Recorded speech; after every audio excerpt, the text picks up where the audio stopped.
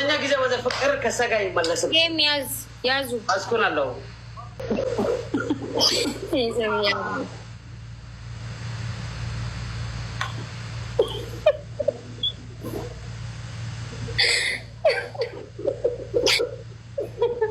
ማልዲ ጋሊች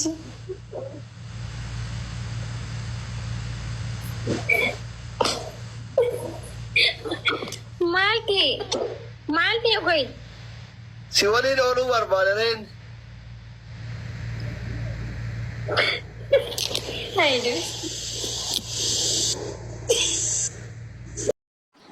waanuma ajaa'ibaatu deemaa jira. Sooshaal miidiyaa kana maal nutti fidaa jirtaati? Yaa'u anoo si sodaadhe jira. Yaa sooshaal miidiyaa nan si sodaadheera. Ani sodaadheera. Sodaattan immoo isin uummata sooshaal miidiyaan tuni hedduutu akkana sodaachisaa jirti jechuudha. Maaliifini wantoonni sooshaal miidiyaa irratti deemaa jiru kuni waan baay'ee takka nama tini jedhudha. Garbachuudhaaf jechuudha ibsi shaafii akkasuma jabanaan wal fixaa jiranii kan hundumaa godhuugaa makiidhaan ati fakkaata.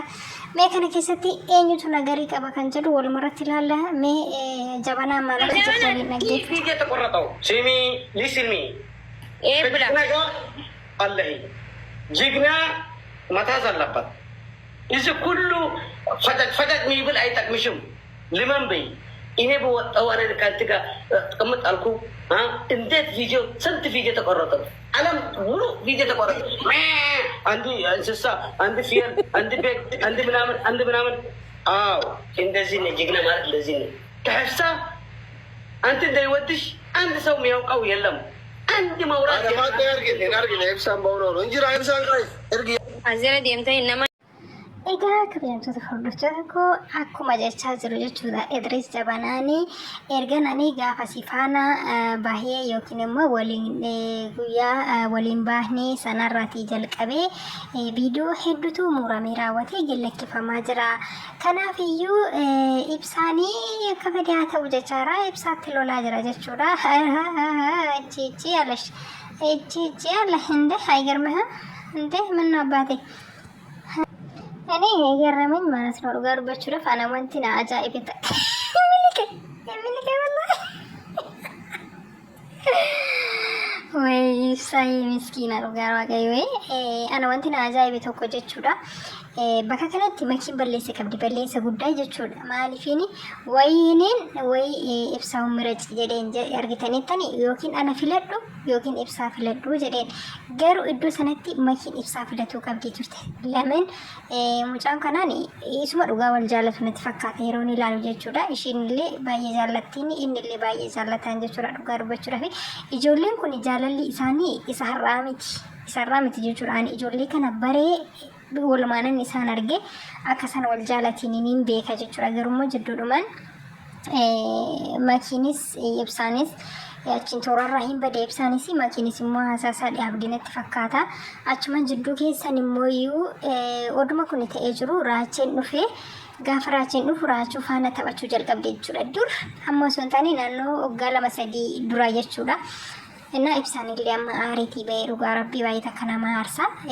Egaa bakka kanatti makiitu balleessa qaban jira. Ani akka kan kootitti makiitu balleessa qaban jira dhugaa dubbachuudhaaf. Maaliifin ibsaan hedduu takka ishee jaallata. Ishiin illee ni jaallatti immoo ni beeka akkana turraa beekama. So iddoo inni yookiin ana yookiin ibsaa filadhu jedheen sanatti filachuu qabdi hin bilaatteen hodhu kana nyaadhutteen dhugaa waaqayyo. Wayne aartii tana dadachuu sama aarteerti. Enna baay'ee takka waan nama aarsuudha. Jaalalli tuni wanti ishiin nama hin goone hin jiru dhugaa dubbachuudhaaf jechuudha.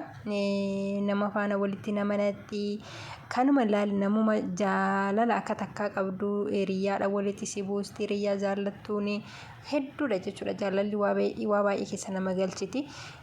Waan nama dhibu keessaani tokkoffaa makiin gaafuma dursaa dhattee raawwattee mucaa kana wajjin shaayii dhuguu shiyyuu hin jaallanneefani. Maaliifini mucaan kun zeegaa biraati. Minim biyoon ibsaan immoo hedduu shi jaallataani. Maaliifini hundi keenyaa kan arginudha jechuudha.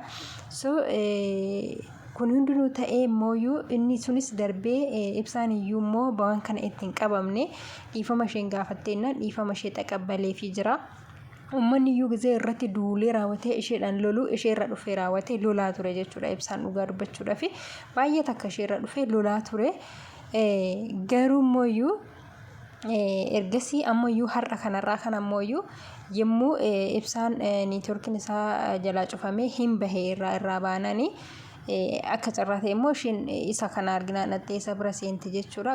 Kana gochuu hin qabdu amma ibsaan dhufutti teessee eegu. Akkasuma immoo wantoota baay'eedha jidduu sana keessa kan ture. Wantoota jidduu sana keessa turetti illee balleessa guddaa qabdi makiinii. Dhugaa dubbachuudhaaf makiin balleessa guddaa qabdi jechuudha. Ibsaan baay'ee takka aaree jira. Hatta ammayyuu gatee irraa bahee jechuudha. Dhugaa dubbachuudhaaf viidiyoo jalqabaa irratti akkuma argitanii dubbataallee hin jiru. Hedduu takka aaree jira jechuudha. Maaliif jaalala waan taateef jaalalti wanti ishiin nama hin goone hin qabdu. Qaldii miti. እና hedduu takka nama aarsa wanti hundinuu ibsaayee min darraga labshir.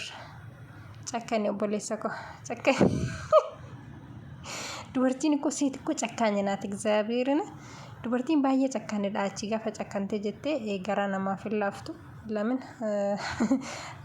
ani amma dhugaa dubbachuudhaaf cakkane taanaan tokkicha garaa koo muradhe taanaan intin hin jedhu asliin baay'inaa narraa ba'e jedheen dhugaa waaqayyo. Wishilleen jedheen ibsaan ba'ee jennaan narraa ba'e jedheen hin ari'ate dhugaa rabbi. Hin ari'aa asliin irree dhugaa ari'ate kuno. Ari'ate hin ari'e dhugaa rabbi miskiina wallahi. Balleessa qabda maki balleessa guddaa qabda.